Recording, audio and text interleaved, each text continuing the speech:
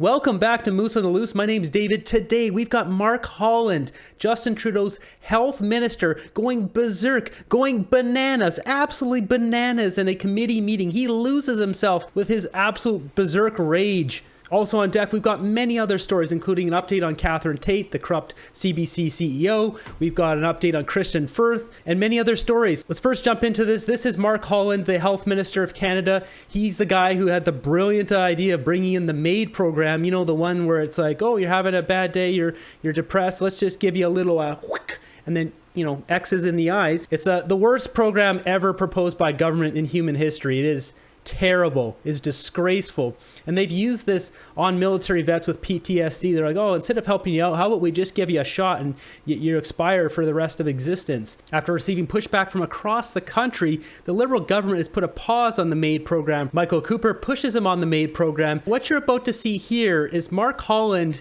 actually snapping. He's breaking. He's finally breaking under the pressure of being a minister of Justin Trudeau. This is a very telling sign of what some Liberal MPs may be thinking despite their unwavering support of Trudeau. Minister, there are no legislative safeguards. Well, you can say that. Well, I mean, you haven't cited one. You haven't cited any. Yes. You haven't cited any, and you haven't responded to the fact that 78% of Ontario psychiatrists believe that whatever so-called safeguards that will be in place are completely insufficient. We're talking about wrongful deaths when there's an inappropriate application of MAID. That's what we're talking about. So we're talking here in this legislation is what you've demonstrated is that no, we're taking ideological. First of all, I'm just going to say I reject. You're playing with people's lives. I reject that totally. I reject that. It's absolutely disgraceful. No, what is disgraceful is mischaracterizing my position or mischaracterizing the position of any member of Parliament, sir. Saying that any member of Parliament doesn't care about any human life is a disgraceful thing that I will not tolerate. Well, and for you to step into this committee and make an accusation of any member of Parliament that they do not care about the life of another human being is absolutely beyond reproach, sir. I have spent my entire life, as you have, fighting for the good in this world. And for you to accuse a good person of not caring about human life, shame on you. Shame on you. Yeah, so he absolutely has a meltdown there. I believe that is honest frustration. This is Mark's emotions built up over the last 8 years, finally being shown. Mark is clearly burdened by the guilt of his decisions. In other news, we got a clip from the House of Commons. It was kind of dry in there today, but I really enjoyed this one. Check it out. Anytime this government has attempted to do that, they've voted against it. We'll continue to work with provinces, with municipalities to make that a reality. The honourable member from Chilliwack Hope. This radical minister made it very clear that this Liberal government will no longer allow funding to go towards building roads. And it's no surprise that a guy that scaled the CN Tower or climbed on top of a premier's roof would come up with an extreme policy like building no more roads in this country. We need a strong road network to move our goods, to get our kids to school, and to get our workers to their jobs. So when will the Prime Minister condemn this radical policy from his extremist environment minister and stop punishing Canadians who need to drive their cars to live their lives? Yeah. This guy down here is having a good laugh too. The Honourable Parliamentary Secretary to the Minister of Housing, Infrastructure and Communities. More slogans from the other side, Mr. Speaker. More slogans. And you know why it's a slogan, Mr. Speaker? Because there's no sincerity. And there's no sincerity because they want to cut funding to cities. They want to cut funding to towns. Every time we've put measures on the table to make sure that municipalities are better supported and provinces are there with us, they've stood in the way of that. I've given examples here today. The Gordie Howe Bridge in my province. I just gave an example from his province. He's let down his constituents in the approach that he's taken. It's not a serious approach. It never was, Mr. Speaker. This guy here is the kind of guy who walks around with a broomstick just shoved right up his butt. Just all day. Just... Most of the other exchanges in there, there's the typical back and forth. In other news, Toronto has approved a 9.5% property tax hike, the largest tax hike in a long time. I think it said a quarter century. Basically, what does this mean? Right here, it means an additional $338 in property taxes this year on average. So yeah, they're scooping more money right out of your pocket, right when people need it most. News coming from PEI, we've got bus drivers getting fed up with new electric school buses. You'd think they would just test these things out, like buy 2 or 3 of them and test it out and like, oh, do they suck or are they amazing? Test it out. But no, they committed to 100 of them, and turns out 16 to 18 of the electric school buses are always down and in the shop. So basically 18% of the buses are not working at any given time. That is pathetic. That's horrible. I can only imagine. Here they are plugged in. That's interesting. So yeah, I don't understand why municipalities don't test these things out. It was excessively cold. It is Canada. Yeah, this is not rocket science. Maybe test it out, see if they work, they don't work, or if there's some sort of way to alter them to make them work better. In other news, we've got the CBC CEO, Catherine Tate. This is a woman who makes $497,000 a year, who's complaining that her $119,000 a year in travel expenses was just not enough. There's just not enough money. Not enough money. So she lays off 600 employees from the CBC. She goes into Parliament, you can see here in these little thumbnails, where she argues that she did a good job, so she's going to give herself a bonus. But it's not her, it's the board that gives the bonus. Except she's the top of the company.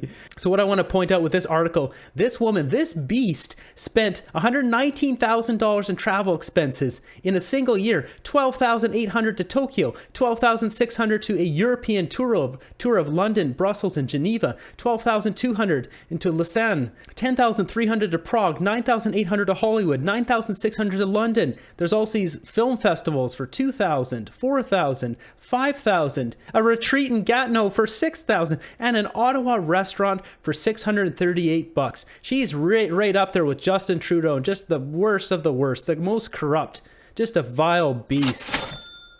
Squeezing our tax dollars and just living the good life. I can't wait until she's thrown on the street and has to go get a real job. Next up, we've got Christian Firth and his buddies from GC Strategies wondering if Relax Business can be the name of their boy band. These are the guys that basically took $20 million and subcontracted everything and didn't really do anything. So we got Christian Firth. This is the it's a chalet, not a cottage guy. It's a chalet. It's not a cottage. Here's his buddy in crime here.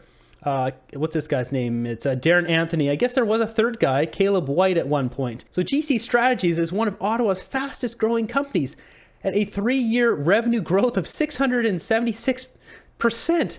I wonder how that happens. Getting government contracts, lucrative government contracts, where only this one company qualifies to get them. I wonder how that works. Funny. It just must be magic. It must be good luck, right, Christian? So if we look into their website, here's the two remaining guys here. Christian Firth, Christian@gcstrategies.ca is his email address. Interesting. We got Darren Anthony, Darren@gcstrategies.ca is his email address. They both have LinkedIn accounts. When you click on them, there's Christian Firth's LinkedIn account. It's gone. Vamoosh. Vamoosh. It's interesting, too. The government's been trying to get a hold of Christian Firth, and they can't. He seems to have disappeared. Darren Anthony, his is still up here. Now, if we look on their website here, it has an address. This is the address of GC Strategies. So I looked it up for you guys. There it is. It's this right here. This is GC Strategies. It's a chalet. It's not a cottage. It's quite literally a chalet. It's a chalet. It's not a cottage. This is so dumb, just so horribly corrupt.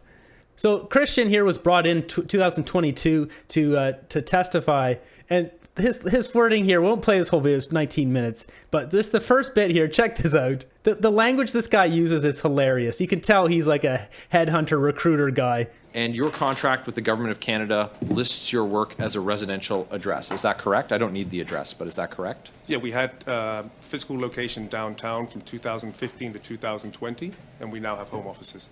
Without getting into your detailed CV, are you programmers or app designers yourselves? Absolutely not. We are IT recruiters. We cut our teeth in the industry working for large staffing firms, and we decided to go out by ourselves. So we cut our teeth. What a saying. What a saying, man. You know he's an IT recruiter guy like that. Anyone who says cuts their teeth, they're just trying to make their job seem more valuable than it really is. Let's be honest. We cut our teeth in the industry working for large staffing firms. But I am curious about the total amount of money that your company received from the Government of Canada for the app. For the ArriveCAN app. For the specific component we were responsible for the application? Yes. Yep. So, GC Strategies is we've invoiced about $44 million over the past 2 years for all of our federal work with over 20 departments. But the component of the application, we were responsible for staffing, which included 2 years of support, maintenance, and over 150 releases on 3 platforms. We will approximately build $4.5 million per year. Okay.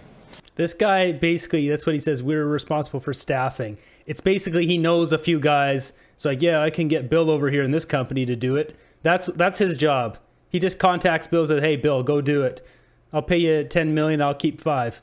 This is ridiculous. And throughout the interview, he basically says, yeah, they keep 15 to 30%. So they literally do nothing.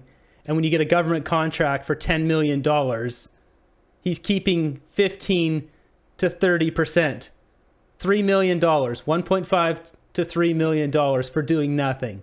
And so if they have a contract for 44 million or 54 million, or now it seems 60 million, that's a lot of money. That's a lot of money. Definitely some more corruption in there than we know what's going on. I think we need to have somebody do some digging and ask some questions. Does Justin Trudeau know this guy? Have they ever had meetings? How about other members of his cabinet? Chrystia Freeland, Anita Nend, Mark Holland. Our hard-earned dollars just getting flushed right to this guy's bank account. It's a chalet. It's not a cottage. And that's where we're going to leave this episode. Hope you guys can stay positive through this time. So you want to check out some other content, I've got some hiking content here that I always link up. Stay warm, stay fed. I'll see you guys in the next one.